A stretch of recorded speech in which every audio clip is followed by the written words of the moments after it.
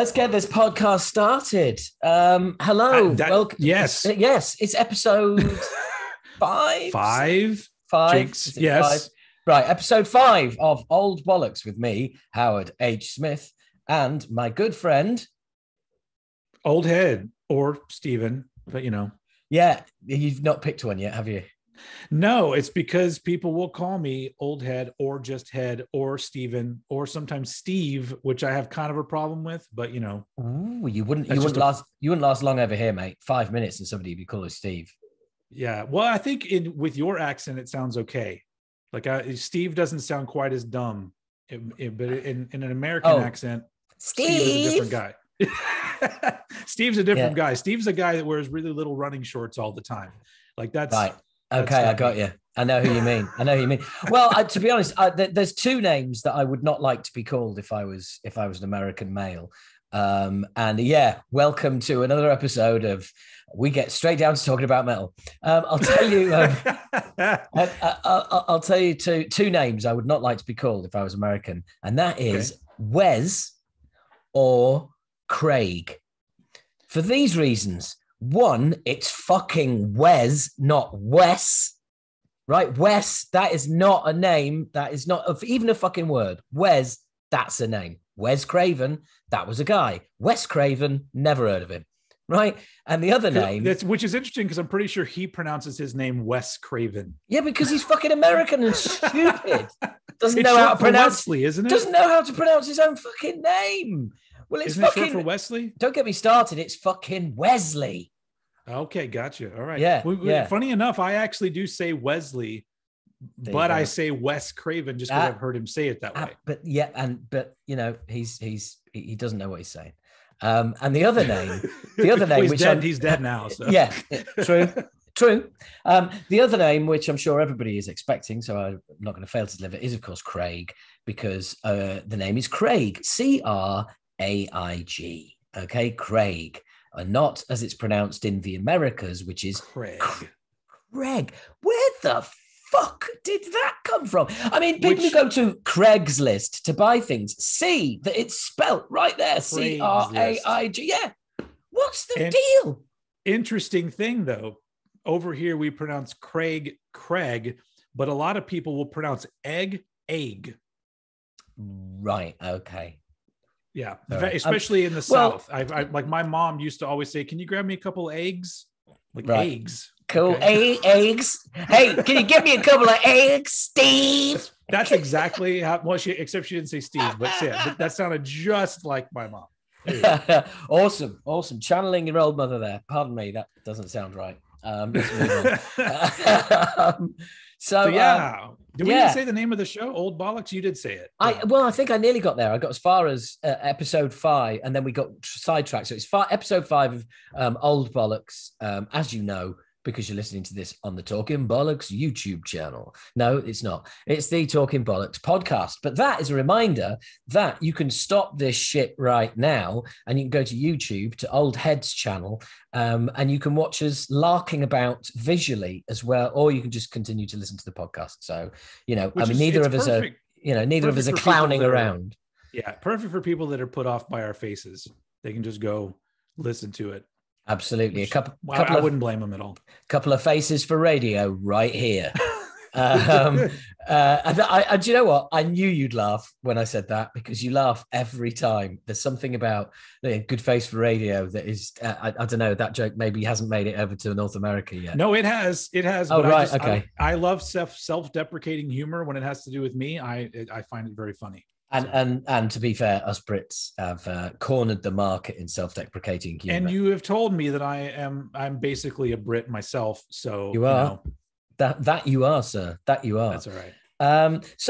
The schedule of works for today's event is we're going to be talking about new albums that we've discovered. But before that, we're going to both be doing our top 5 of 2021. Reason is that I've had people say, I know you've done yours, I've heard yours, and I know what Stephen Oldhead Ivy's is, right? And or whatever he's called himself, right? But I'd like to hear you both discuss them together. So backed by popular demand, in other words, one tweet, this is coming about. Then it will be new stuff. Then we'll review what I'm told is a classic album. But also we're going to have a new feature, and that new feature is suggest an album, but over social media, any, either old heads or talking bollocks, and, we'll get the message, or to us both would be even better. On Instagram, Facebook, or Twitter,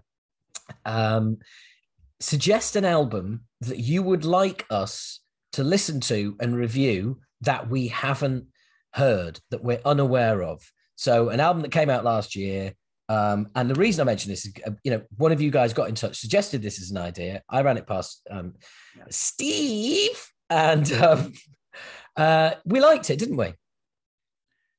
The idea, yeah. I think it's great. We're sticking with things that are newish, right? Like that's the whole point. Things that are new. Oh fuck yeah! I mean, it's like I ain't listening to a fucking Scorpions album from 1982 because some kid's got a boner over it. Not a chance. It's funny that people will constantly do things like comment on my page, like, "Oh, by the way, you should probably listen to this band. They're called Death Angel." And I'm just like, what? How do you think I don't know? That it's always some sort of really like easy suggestion that I've already heard, but they still think that like, oh, here's an underground band you don't know. And I'm like, no, I've heard them. That's total insanity, isn't it? So newer stuff, there's more of a chance that I probably don't know what the hell it is, or just didn't even bother to listen to it. Yeah. So that's a good idea. So and that you can do it in the YouTube comments below, or like he said, on our socials. You should be following us everywhere anyway. We're both on Twitter and Instagram and Facebook and Facefuck and all those other sites where, and you've been looking at my profile on Fistfuck again.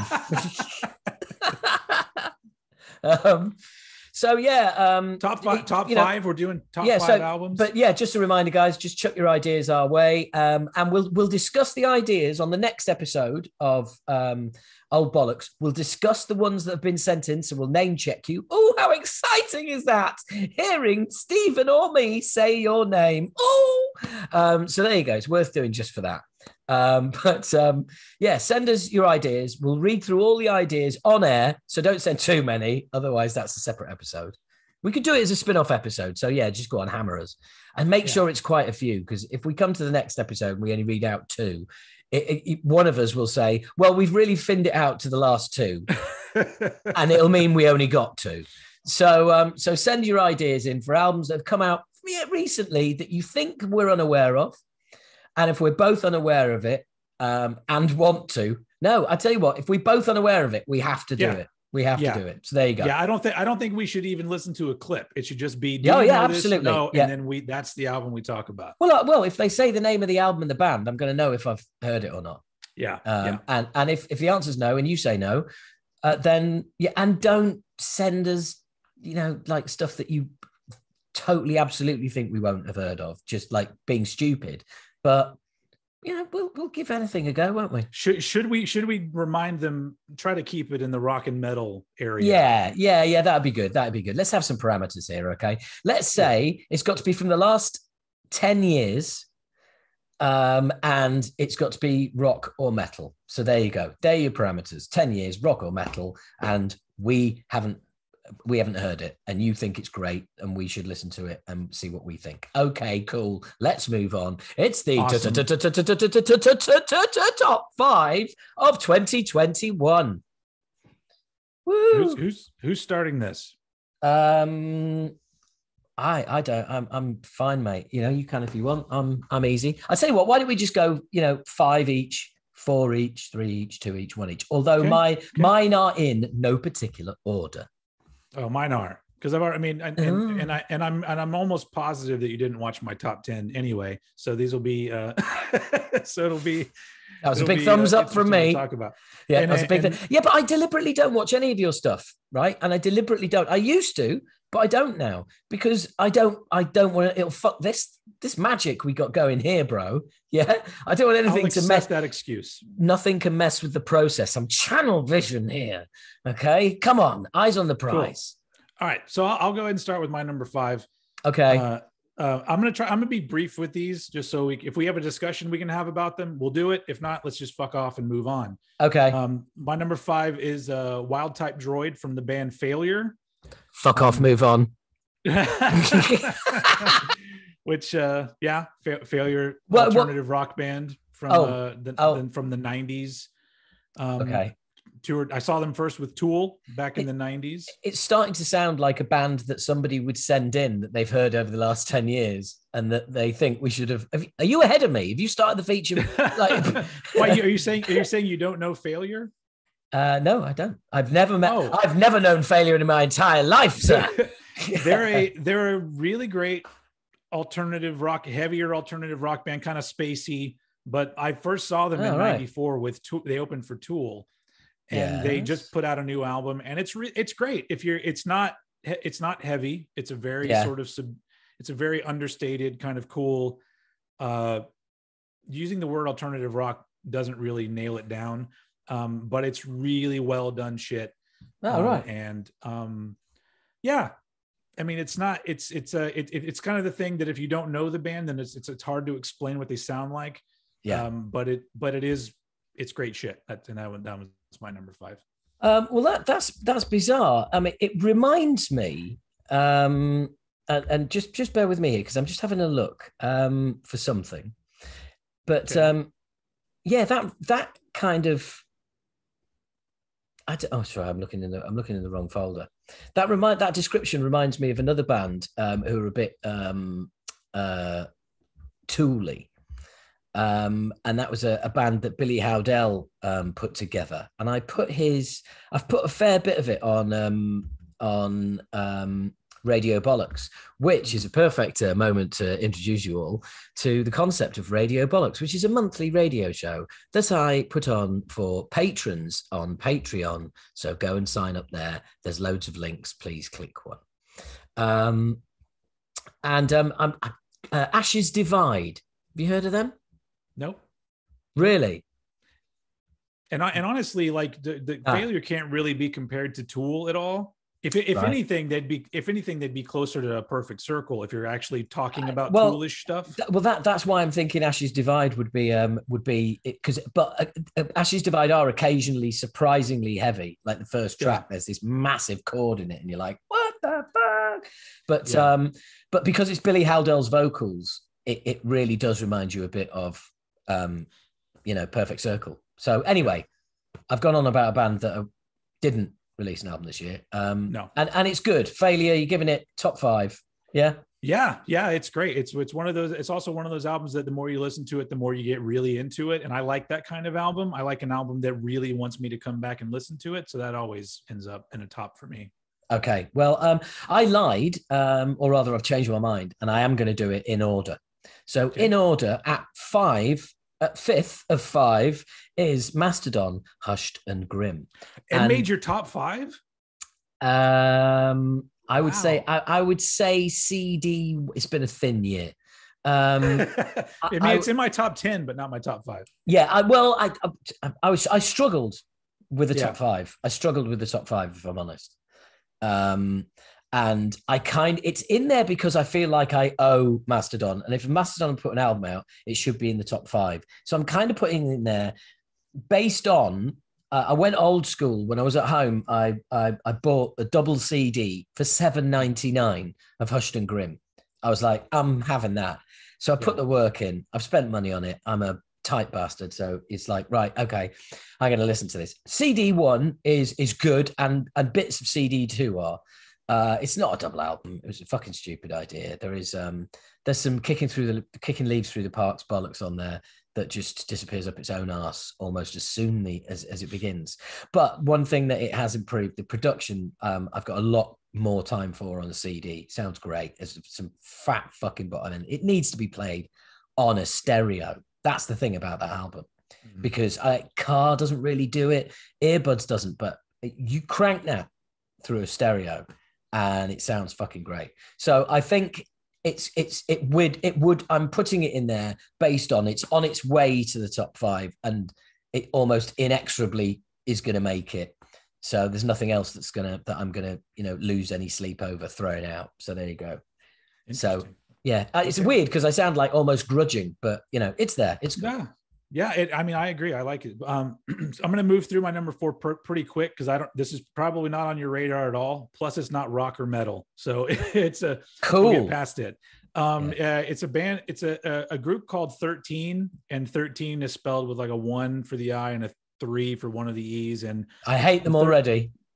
13 is a project from a rapper called Pharaoh Monch, who, if you're into hip hop, you should know his name. But I mean, he's very talented guy. It's been doing it for many years. And he put together this band with a guitar player and a drummer, and they do really dark sounding songs, almost to the point where one of their songs, they literally sample Hand of Doom by Black Sabbath, and they're playing it and he raps over it. But his rapping is very dark and not upbeat. Nothing on the album is upbeat. It's a very heavy, dark album, but it's just, a rapper with a drummer and guitar player, 2 very talented dudes.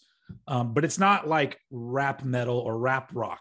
It's got a vibe that's kind of all its own. And I love it. So that ended up being, the album is called A Magnificent Day for an Exorcism. Right. Well, firstly, I think that was an admirable job of trying to sell the album to me without trying to sell the album to me or anyone else, frankly. And you're good at what you do. I love what you do, man. That's why we're doing this. It's you always bring something interesting to the party, because when you started talking about it, I thought, fuck off, move on. But as it turns out, you've made me vaguely curious. So we put some links in this episode, yeah, so I can click them, and I will follow up.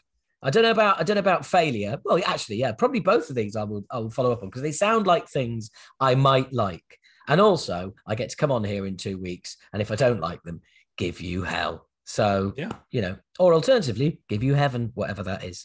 Or so just cool. Go, meh. Or usually, just like, whatever, dude. Yeah. So, cool. Fourth for me, is it fourth or is that fourth? This is really tight, but I'm going to go fourth. I am going to go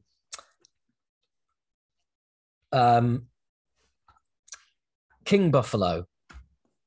I had a feeling. The Burden of Restlessness. Mm-hmm. Yes. Have you listened to my top 5?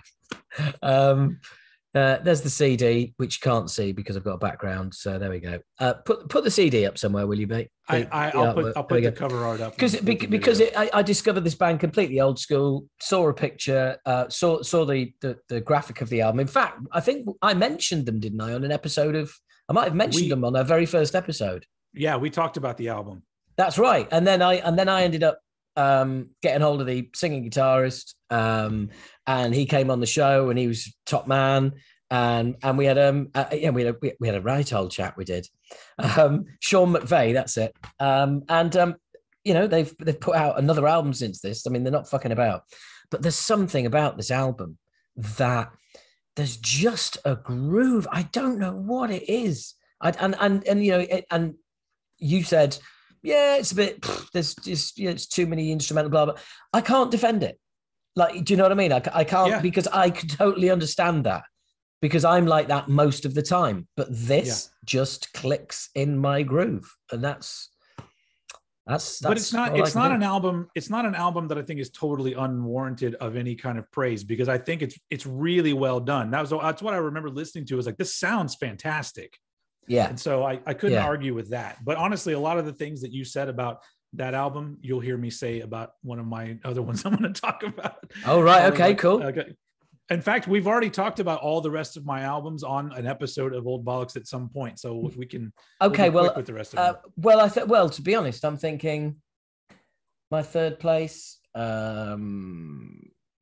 Actually, no. You're right. Let's just smash through these. My number 3 is Bionic Swarm by Cryptosis. That's a worthy, honorable mention on my list. It's an honor that would make my top 10. Yeah, I love this album, and I've listened to it a lot. And that's something, like, when an album comes out like toward the beginning of a year, and by the end of the year you're still actively listening to it. Okay. You saw what he did. If you're listening to this, he gave me the keep going. I'm going to run off and do something. And then now he's back. So I've literally done nothing productive while you've been gone, except for explain to the podcast listeners what you were doing. Oh, really? I thought you were going to be profesh and just carry on. So I was unprepared. So all right, Cryptosis by Panic Swarm thrash album. It's great. It's progressive. It's awesome. It's great. One of the best. It's my favorite thrash album of the year. There's no better thrash album that came out this year than this Cryptosis album, in my humble opinion. And we already talked about it on the first or second episode of Bollocks. It's fucking great. Totally agree with all that. My third place is Glow On by Turnstile, which we've both discussed. Good album. Love it. It's a hardcore band with an album that sounds like it's produced by a pop producer. There's something in there for everybody. Give it a listen. We've talked about it before. Your number two. My number two, Torn Arteries by Carcass. Number two, you're gonna so be mad at my number one.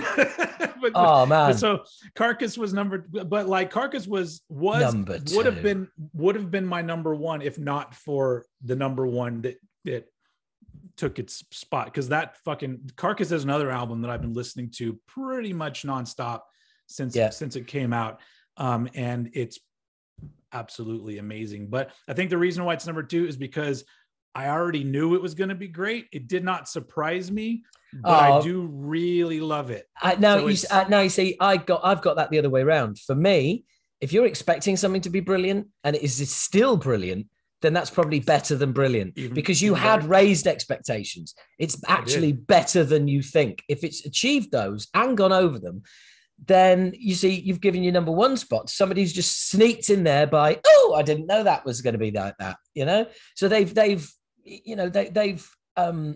overachieved. I can see that. But hey, none of it's wrong. My number two is Blood in the Water by Flotsam and Jetsam, which is an album from February last year. I thought it'd make my top five, and it has. I consistently listen to it. It's got some great tunes on it. Production is brilliant in parts, but it's a bit samey. I think it does hold it back from being a number one album. And my number one album is Torn Arteries by Carcass. And your number one is? My number one is Classics by Four Stroke Baron, which we talked about on this fucking show. Album came out of nowhere and has literally been the soundtrack of my life ever since it came out. I fucking love this album. I don't know how to explain this band, but it's kind of like what H said about King Buffalo, where it's like, I could understand that somebody would hear this and go, fuck this. And honestly, there are parts of it that should be stuff that I say, fuck this, but it somehow became something that just every time I listen to it, I love it more, to the point where I'm just obsessed with this album. And I'm kind of hurt that there's not that much chatter about this album. This band put out this fantastic record, and it's like crickets for the most part. And that's really depressing, especially when there's one particular album that neither one of us mentioned that everyone's like, album of the year. And I'm all like, fuck you. And so Four Stroke Baron's my number one, because I love that album. It's just so good. Aggressive and weird and heavy. Well, yeah, I mean, I'm one of those people that was like, yeah, fuck this. And I think maybe why I took against it is that it cost me $7.99. I bought it literally on your tidal wave of enthusiasm. I went, right, okay, I found it, bought it off Bandcamp. And I was like, right, okay, stick this on. I must have tried to play that album all the way through. I must have tried 4 or 5 times. And each time it got to a point where I was like, oh, fuck off. And one song where, like I said, reverse vocals, shove them up your fucking ass, you pretentious twat. Just no, and thrice no. Nay, and thrice nay, Mr. Ivy. All right. Well, I have nothing to say against your top 5. That's a solid top 5. So, that's the only one that I haven't taken against any. I just took against that because you raved about it, and I haven't managed to actually finish listening to the album yet. What we've learned is that just because I rave about something doesn't mean you need to go spend your money on it. What we've learned is there's no fucking danger of that ever happening ever again. I'll have to somehow get you a pirated copy of it. When Howard Waste, I'll dub you a cassette and mail it to you. Oh yeah, please do. I'll enjoy setting fire to that as it arrives. Should we go on to new albums? Yeah. I've only got a couple to mention. I only have 2, and one of them is one that from last year that I just never got a chance to talk about. Well, isn't that funny? Because one of mine is one from last year that I haven't had a chance to talk about. Okay. Hey, well, who you want to go first? Everybody is thinking, oh right, yeah, like they knew they were doing this in their pre-production meeting. You know, they no, absolute coincidence. Of course, we don't plan it. Nah. No, it'd lose the wonderful chemistry that we have. Smile.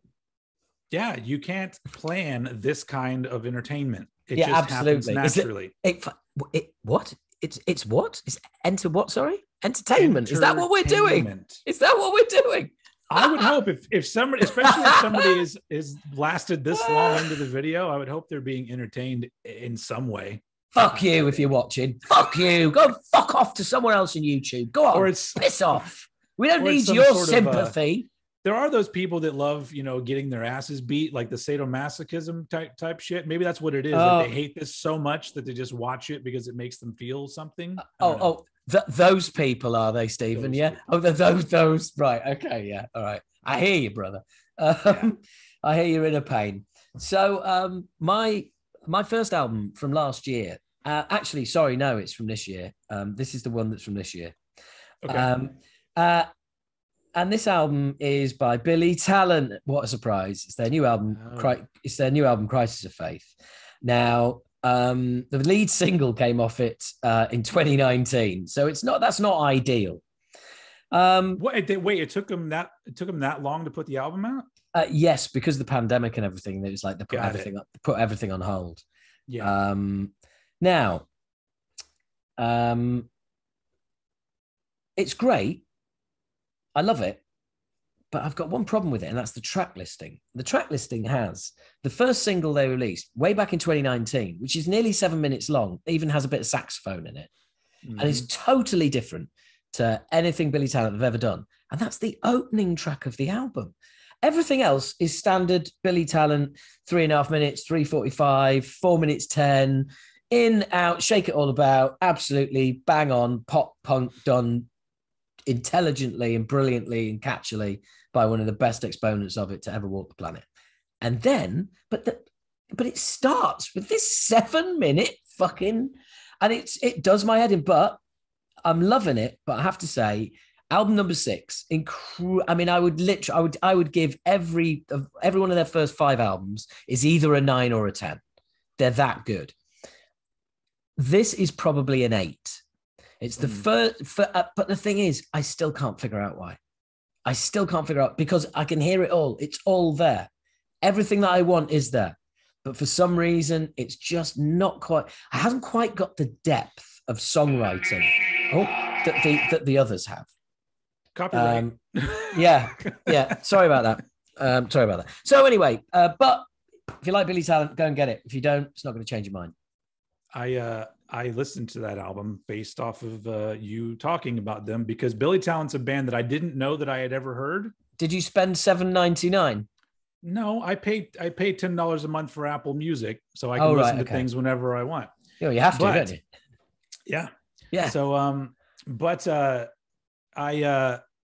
was like, I don't think I've heard that band before, and then I listened to them and I go, oh, this is why I don't think I've heard them before, because they are very run-of-the-mill pop punk. Oh god! And even their name is so forgettable that I just of course I've heard them before. But they're Canadian. They have a Canadian twist to it that you're not hearing. So here's the thing. When I went to listen to the album, the first song I went, oh, this is actually pretty cool. And then it goes right into everything everything that's so bland about what they do. And you made the remark, I'm going to call you out on this. You were listing great Canadian bands. Yes. And you listed Rush, Voivod, and then Billy Talent. Yes, absolutely. Absolutely. Annihilated don't even get a look in, mate. This is a good thing though, because you know me, the way we met is I'm a huge fan of yours and your band, but now you've been knocked off the pedestal when it comes to taste in music, and we're now on an evil playing field, evil playing field. So now I like that this is happening, because I'm like, oh, he's human after all.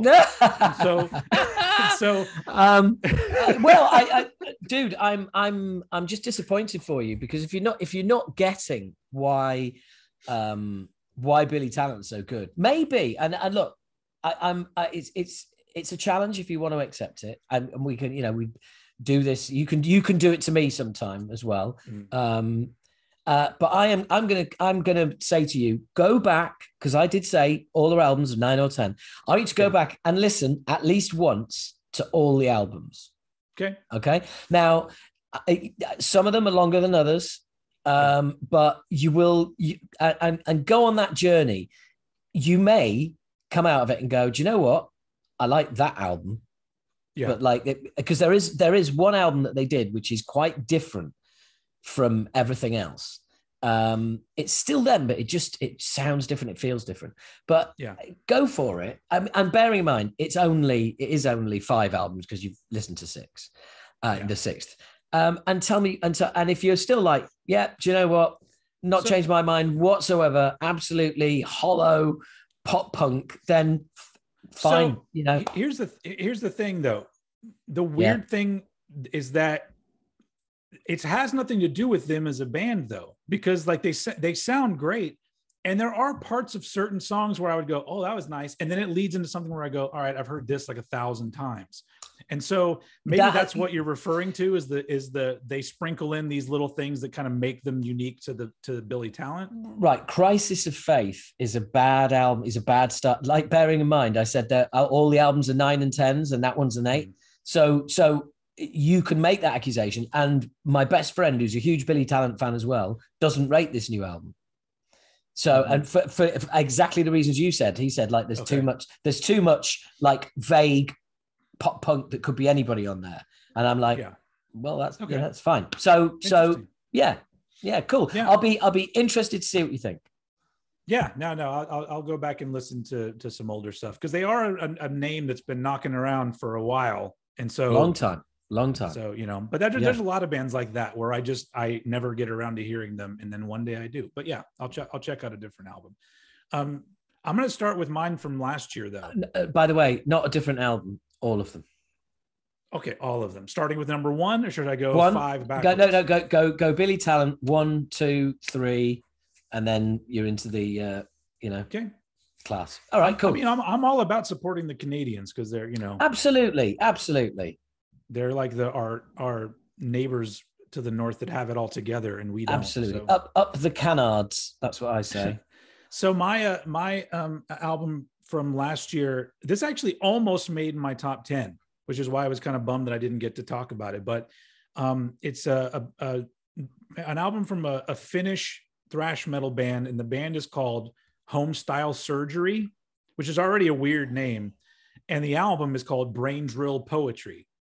And by the way, can I just point out that the band and the album title, if you'd said to me, where's this band from, and given me the name of the title, I would have said Finland. Yeah. and this album, it was interesting, because this came out the same day as the new Exodus album. They dropped on the same day.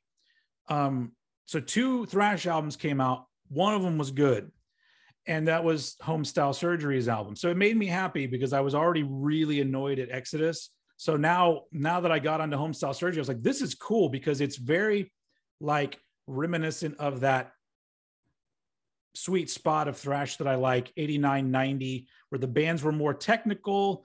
It's like fast, technical, also melodic, there's an element of fun inside of it. There's a lot of those cool like dual lead kind of riffs going on, but it's like super talented dudes, and the songs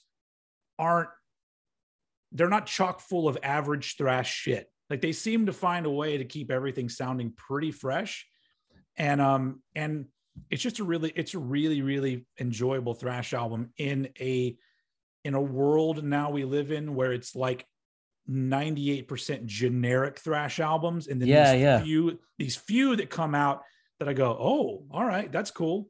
So yeah, Homestyle Surgery is the band. Brain Drill Poetry is the album, and cool. I recommend it because it's their second album. They've been a band for a while, but I think this is the first album with the vocalist that's on it, he's interesting because he reminds me a little bit of the vocalist of Gamma Bomb, only he sings way more. He has that same kind of timbre to his voice. Right. But yeah, it's a fun thrash album. So that's my first one to talk about. Cool. Well, my second one to talk about is an album from last year, and was suggested by somebody on Instagram, and it's an album by a band called Unto Others. I've heard of them. And the album's called Strength. And I heard the first track and I was like, oh, fuck me. That's like almost reminds me of Rammstein. By the time I get to the end of the album, I can't believe I'm going to say this, like a North American heavy version, not even heavy, like a North American New Model Army. Okay. That's kind of like the vibe that I'm getting off them. And I went all in, got the CD, not disappointed because it wasn't one recommended by you. It's see how I'm making me buying that album your fault. That's all right. Yeah. That's the kind of personality I have. I'll take the blame for whatever you need. That's cool. So I've got the album, and there's no fucking clues on there as to, I don't recognize anyone. I don't recognize any producers. It's on Roadrunner. Is it? That doesn't really mean anything anymore. Yeah. It just means they're a band. And I went to their website to have a look, and there's hardly anything there. And it just said dates. And the very first tour date was Stoke-on-Trent, and no other tour dates in the UK, and then an American tour. Now, as it turns out, I've got a mate who lives in Stoke, so I'm going to go and see him in Stoke. But it turns out they've announced a load more dates, and they are playing London. But fuck it, I'm going to Stoke now. Really, I don't really know how to describe it, and I don't know how to describe why I like it as well. Because if you heard this, you would not be like, right, I'm gonna like ping Howard a link to this, get a list. You're not going to 4-stroke Baron me, but you just would. I don't know. I'll send. Have a listen to Unto Others, Strength. Have a listen to it. I think I heard a little bit of it, and it was one that I was wanting to get back to. Yeah, like, I heard a song and I meant to go back to it because I've seen it. It's even in some people's top 10 of the year lists. Yeah, and I'm just like, oh, okay. It's bizarre because there's like the first track on it, which is not representative at all, is like fucking like a Rammstein tribute, but it's got this. The singer is really cool, really good, and you're just like, whoa, what's this? And then the album it gets less heavy as the album goes on. But there's all sorts on it, and vocally, it even occasionally reminds me of sort of like that Manchester sound of the 80s, and almost Smith. I don't even want to say it, but like Smiths. Interesting. Yeah. The Smiths. But yeah, so it's really interesting. Really interesting. I mean, honestly, that last part made me want to go listen to it because I'm all like, wait, it's because what I heard sounded heavy, but now you're also comparing it to the Smiths, and I'm like, that sounds great. No, I'm saying there's like vague overtones of influences that, but there are times where I'm like, where have I heard that vocal melody before? Do you know what I mean? Where have I heard that pitch? You know how Morrissey had his like, Zeke Heil. But he was, he'd pick a sound that you wouldn't, and it's not that there are Morrissey type fucking melody lines on it. There's just something. So anyway, I'm going to shut up about it now, but have a listen, see what you think. He's piqued my interest for sure. My other album I want to talk about. You've already heard it, and this is right up your alley from your neck of the woods. Blunt Cutters by Lawnmower Deth. I don't even know the last time they put out a full-length album. Has it been since the 90s they put out 92. A full-length album? 92. So it was Billy. Billy was the last one. Which I love. These, bless you. These guys are. I'm glad they're back. And like when I first saw it pop up, I didn't know that they were putting out a new album, and I was just like, Lawnmower Deth. All right, let me check this out. And I had a great time listening to this album. Like it was. That's a great way. That's a great way to describe. That's a great review of a Lawnmower Deth album. I had a great time listening to this album. Because if you really want to dig into it, there's a lot of like some overused generic thrash riffs in the songs. Like they even wrote a song with that riff that I hate that everybody uses, which is that, and I was like, oh, they did one of those too. Yeah. But in the context of the way that they do what they're doing, because they, unlike Acid Rain, they are a band that you could actually say they were trying to be humorous with what they were doing, and it's still there. And the thing that I think is so great about it is they somehow, what they did and what they do translates perfectly to an old geezer version of Lawnmower Deth. Yeah. Because it's like, it just seems so natural. Like it doesn't, like, I'm just like, this is perfect. Like whatever they're doing, like the humor still, it nails it for me. And the some of the odd choices of some of the songs, especially the last one on the album, which has like keyboards and it's like an epic Lawnmower Deth closing track. Yeah. But it's just fun. Like, and that's the thing is that like, I listened to the whole thing a couple of times through, and each time I'm just like, this is just a good time. And I think that's kind of all they're going for. So, you know, I mean, Steve's done a great job on it, putting it together. And they've all done a great job on it. And it sounds like Lawnmower Deth. It really does. Yeah. And there's times where, you know, it took me back. But there's more to it as well. And your last track is just, cinematic. Yeah, I definitely, and after, it's funny because after I listened to the album a couple of times, I went and listened to your interview with them, and I was just like, yeah, these dudes seem like they're great dudes, and I'm happy to support them because, like, you know, because I know how it is now, especially with a band like Lawnmower Deth. Like, you're not coming out with an album expecting to make a shitload of money and then go on big ass tours where you make a lot of money. It's just they're doing it because they still want to do this fun shit, and I'm like, that's great. That alone is a reason to support, you know? Absolutely. The best reason for doing it. So this brings us to the point in the show where Patreon followers of mine, patreon.com/Howard H. Smith, if you want to join the fun for as little as $6 a month, this is the point where patrons are given 2 or 3 days to vote on 4 albums that they want one of us to do a review of, and it's a classic album. Now, it was Steve's turn this month, so he gave me the 4 albums that he wanted me to put up and vote on. And we had Forbidden Evil by Forbidden. We had For Whose Advantage by Zentrix. We had, what was the other one? Mind Wars. Oh, of course. Mind Wars by Holy Terror. And we had Obnoxious by yours truly's Acid Rain. And the victory was... overwhelming victory. Overwhelming victory with 69% of the vote, which is quite amusing. Yeah. Because the album that won is the Pink album. It is Acid Rain's Obnoxious. And there is Stephen with 2 copies. Nice one, Steve. I got the reissue and the original. Of course. Now, I let's start off with no. I when I saw your list, I thought, oh, it'll be interesting to see which one wins out of these. Yeah.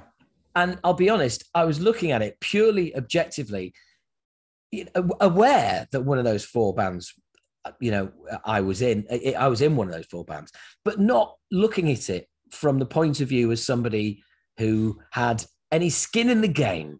I literally was just like, put it up there, see what happens. Checked it 36 hours later, and I was like, what the fuck? Well, I mean, to be fair, like I think most of the people on your Patreon are fans of Acid Rain, and they're,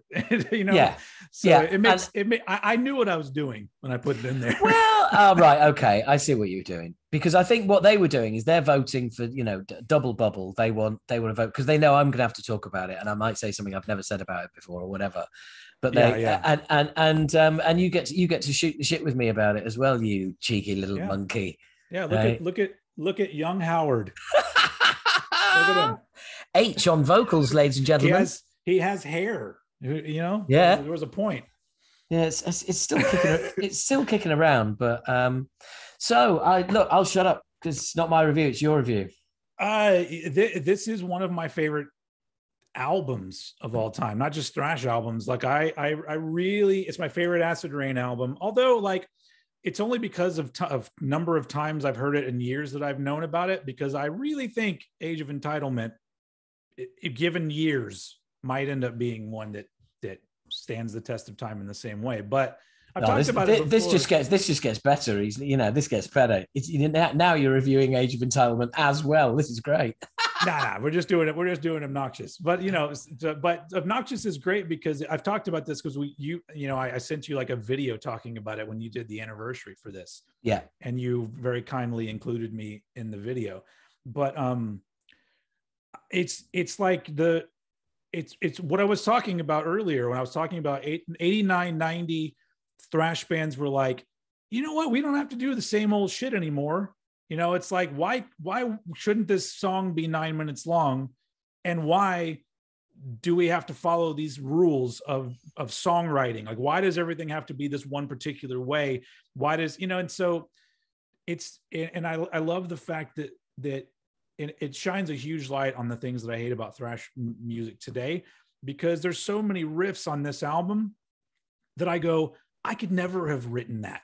Not that I couldn't have played it, but the ideas in there sometimes for the way the riffs go in and out of each other, and there's odd little things that I go, man, like that is an album that I feel like that group of dudes it's right place, right time, right combination of ideas, and it just came out being this really unique album that honestly, to me, there's only a handful of albums that I think deserve the term underrated, and this is one of them. And you know what really bums me out, and I think I've mentioned this before, the fact that even recently there was another YouTuber, can't remember his name, but I was going to check out his stuff, and he's another guy that talks about metal and has vinyl.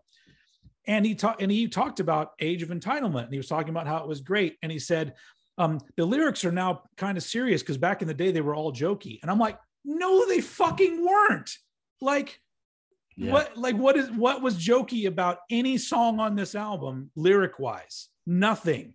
And so it makes me mad because I go, these motherfuckers don't listen and don't read lyrics. They still think Sacred Reich it shouldn't be political because they never were back in the day, apparently. Yeah. And so it just bums me out. But like everything about this is cool because it does have the thrashy bits, the fast parts, but it's got these long songs that like you guys should get more credit for Thoughtful Sleep. Like that shit. Thank you. Is epic and lyrically great, musically great. It takes you on a journey that a lot of songs you see that they're 7, 8, 9 minutes long, whatever. And I go, oh fuck, this is going to be mostly intro. And then, and then 3 minutes of a song, but no, there's no wasted time on this album. And it's just got the great mixture of a little bit of proggy, little, thrashy, but also very unique. And so that's why to me it's a classic. Whether or not you would refer to it as a classic is a different story. But yeah, it's definitely one that more people I mean, not only the band, but the album, more people should be talking about. Well, thank you very much for that, mate, because, 32 years too late. But it's always gratefully received. I mean, it's my favorite Acid Rain album until The Age of Entitlement. It's my favorite Acid Rain album of that era. It's very much a Ramsey and Adam album, or a lot of the stuff that you're talking about and the technicality is Ramsey and Adam working for hours together, and then getting the rest of us to kind of work around it. And Thoughtful Sleep was probably, I think, the only Acid Rain song that was ever written lyrics first. Oh, okay. It doesn't seem like it though, because it's, sometimes that happens and you feel like words are trying to be forced into a melody and a rhythm, but it doesn't seem like that for that song. Yeah, no, it was, again, Ramsey and Adam. I remember Ramsey sitting down on with a bass guitar and kind of like messing about, because he had an idea for the how the acoustic could go behind the verses, and so that was very, very different for us. And we wrote it completely differently. We were in a new rehearsal room. It was a loft. We could go in any time. We wrote the lyrics to Running Scared, the only lyrics that were ever written as a band. We just took an afternoon off and went and sat in the field in the sunshine and wrote the opening 2 verses of the Running Scared section of Phantasm. Yeah. Then it came to recording it. The studio was always a doddle. We never had problems in the studio because we always had our shit together going in. We went in with the amount of songs that we were going to record and get the most out of them. And that's what we did every time. Vocally, I was left alone, which was great. And it meant that me and Stilly Harris just got to vibe off each other, and he gave me direction. And funnily enough, Thoughtful Sleep was recorded a couple of weeks after the rest of the album, and to rest my voice, because I wanted to sing the verses clean, and I did. And we listened back. Well, actually, I did about half the first verse, and he went, "Come and have a listen." And I went in, and I was just like, "That sounds shit." And he was like, "Oh, a bit harsh." I was like, I sound about 5. And he was like, "Go in there and just give it some balls then." So I just went in and new approach. And it was just like, yeah. So the fact I took 2 weeks off to let my voice recover so I could sang it, and went, "Now, fuck that." And then went just back to what I would have done 2 weeks ago. And the very, very last line of lyrics in Thoughtful Sleep is the very last line of vocals recorded for the whole album. Wow. So Thoughtful Sleep was recorded after everything else, and the last line of the song is the last vocal on the album. Something you no longer see a purpose in. That's the one. So vocally speaking, also, you are your enemy. Like, was that did you go into that saying, "I'm going to do the raspiest kind of thing that I can do in this one part of the song"? Because your voice all of a sudden is just like, and I love that part of the song where your voice just sounds raspy as fuck. Well, it was raspy. It's raspy anyway. But that is the rasp breaking through. Yeah. Because I'm either low, most likely low on air, so the support isn't there. And I would have been doing that like by instinct back then, because I kind of instinctively knew how to sing, but I wasn't doing a very good job of actually physically singing. But I could get myself out of a hole. So that's what happened there. It's just great because it's one of those things on the album that I just like, that's how you decided to do it, because it goes really well with that section of the song. Yes. And it's another one of those things that, like, these days, I feel like producers would be like, "Can you do that again?" and not be all weird with your voice, or it would be auto-tuned all to fuck or some shit, Well, we just loved it. But to be honest with you, do you know what? If I'd done something like that on The Age of Entitlement, Jace is the kind of guy who would have gone, "Fucking hell, yeah, let's keep that. That's mad." You know, it's which again tells you about, it's who you want to work with. That's where the key is. It's getting the right person to work with in the first place, because that person then brings this shit out. Whereas other people might say, "Oh, don't do that," you know, or "I wouldn't leave that if I was you," which I fucking absolutely hate. Get anybody in a studio that says, "I wouldn't leave that in if I were you," be like, "Well, you're not me, so go fuck yourself." Also, sometimes little mistakes or hiccups in songs, like sometimes that's a really memorable part of the song. And so, I did a classic album breakdown for patrons only.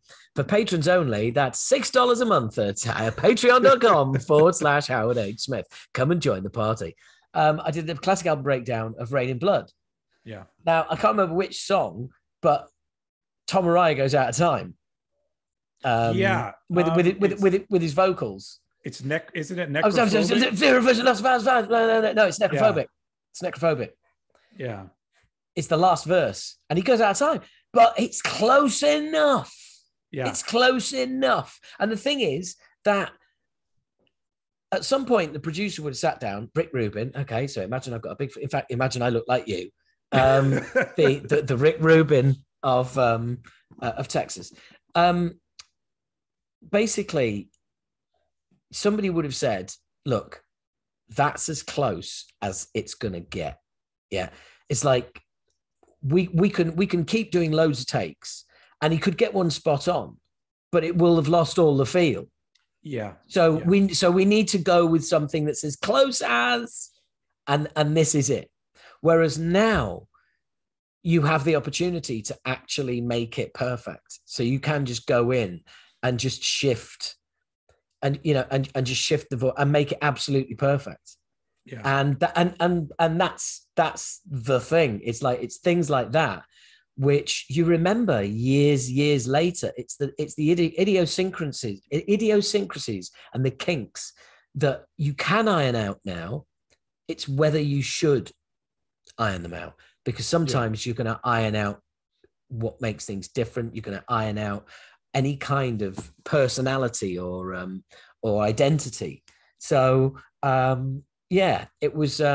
That's where we're at with metal now too. It's why so many bands sound like everybody else. They're all using the same presets. They're all making sure that everything is right on the beat and completely in tune, which just, and I guess, to arguably in some kinds of music and in some sections of certain music, that is a good thing. But in others, I don't know. I think a good producer would know where to draw that line and be like, no, this needs to be more sloppy. This needs to be right on the money. But I feel like metal, for the most part, especially thrash metal, shouldn't be that way. It should be things happen as they happen. But who am I? Yeah. Well, I mean, look, there's a way of coming back, and there's a way of coming back if you're from the old school. Mm-hmm. And I prefer our way than Blind Illusions. Put it that way. I didn't hear Blind. Have you not seen the comeback song, the comeback video? No. Should I? Should I do it now and share my screen with you, and we can we can review it live? I guess so. Yeah. I'll probably have to cut this out probably, but yeah. Oh yeah. Okay. Well, I'll share it with you anyway. Right. But this is in the links of the new podcast. Okay. Now you haven't, so you know who Blind Illusion are? I do. They were a metal band. Les Claypool was in that band. Yeah, that's right. So, but they haven't done an album since the 80s, right? I think that's the last. That's absolutely right. That is absolutely right. Okay. Yeah. So here is, right. Now we're recording. I'm not going to be able to share the audio, am I? So that's pointless. That's all right. We'll talk about it next time. I'll listen to it. So this whole exercise has been utterly pointless. Plus we're getting off the subject of the classic album, which is Obnoxious.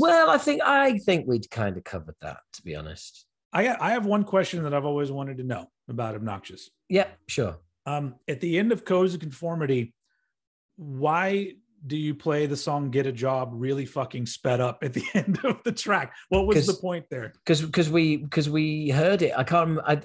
This is back in the day when people used to rewind tapes. Yeah. And they had to rewind some tapes, and we just heard this section. We all loved it. And we just went, we all loved it. And we were, yeah, fuck it, put it on the end of the album. That was it. Which is funny because get a job. Get a job by the Sha Na Nas. Yeah, which is funny because most people would probably be like, why did you do the whole funky part at the end of the song? I'm like, no, of course they did that. That was fun. That's a bit of fun. But that tacked onto the end, I always go, man, and it plays for like a full minute. but also, welcome to the world of people picking up on tiny things and then running off with a narrative that's completely incorrect. So people would listen to the last 2 minutes of that album and see that it's got a pink cover, and then they run away with a narrative that is completely incorrect back to the guy you were talking about earlier about, and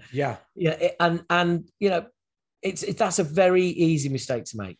Obnoxious was an incredibly hard album to write, incredibly hard album to get through. Not from a musical point of view. Everything was fine. Always in Acid Rain, it was always musical. It was fine. It was just just personal issues, like not getting on. So we had to really fight to hold the band together to make the album, to put it out, and to tour it. At the time we were recording it, it was going to be, the album that broke a UK thrash band in North America. And by the time our management got back from North America, it was clear that North America was done with thrash and was moving on to the next thing. So, it was very much the end of the road for us at that point. Yeah. And then like they didn't like what you guys did next either, right? That was that whole thing where you recorded demos and they were like, what the fuck is this? Yeah. Well, that doesn't help either. No, not really. I mean, we were done. We were, we were a 4-piece by then. And, after that, it was done. Anyway, fuck it. Yeah, it was that we're done with Obnoxious classic. We're done with Obnoxious classic album. Episode. Yeah, 1990. Fuck for that. Now, I mean, I got a lot of love for that album. A lot of love for that album. I just love Age of Entitlement more. That's all, because it's newer and fresher and more exciting. So go out and buy them both. Why not? Hey, go on, treat yourselves, get them both. Yeah, absolutely. I agree. So, mate, nice to see you. I'm glad we've got round to doing this into this. And people have been saying, when's the next old bollocks happening? When's the some cheeky fucker messaged me, when are you doing the Old Head podcast again? Fuck off. Old bollocks, it's the two of us. Yeah, cheeky bastard. So anyway, look, a reminder about the features that we mentioned on the show. Old Head is going to go back and listen to all 5 Billy Talent albums to discover just how wrong he might be, or how right he might be. Also, please do get in touch over social media, on all the channels, all the platforms. Both of us are on us. Ask us both, or just one. Name an album that's come out. It's rock and metal in the last 10 years. You don't think we're aware of it. And if neither of us are aware of it, we will listen to it, we'll review it, we'll come back, and we'll do that personal review just for you. So that's a new feature. So why don't you all just fucking join in with that? Yeah, and go to Patreon. Yeah. Oh, have I not mentioned Patreon? Not in the last 10 minutes. Yeah. And if you're listening to this, go to Old Head on YouTube, and I have merch now. Go buy merch. Don't buy his fucking merch. Give me money on Patreon. So, dude, I'm looking forward to the free shirt. Presume it's in the post. Size medium, or as you call size medium, or if it's an American medium, as it's called in England, children's medium. You probably need to get me one of those. Thank you very much. Okay, it's very kind of you. I promise to wear it around the house. Not photo sessions or anything, like just around the house. All right, fine. Okay, so dude, lovely to see you. Take care. And let's keep the communications open. As regards, and yeah, I'm looking forward to links for Failure. And the other band you mentioned as well, that weird rap shit. Now I'm looking forward to trying to get into that. And let me know. They will be in the comments or in the description. And let me know what you think to Unto Others. Will do. All right. All right. Everyone out there. Yeah. See you later, everybody. Lovely to see you. Ta-ra. Fuck off. Bye-bye.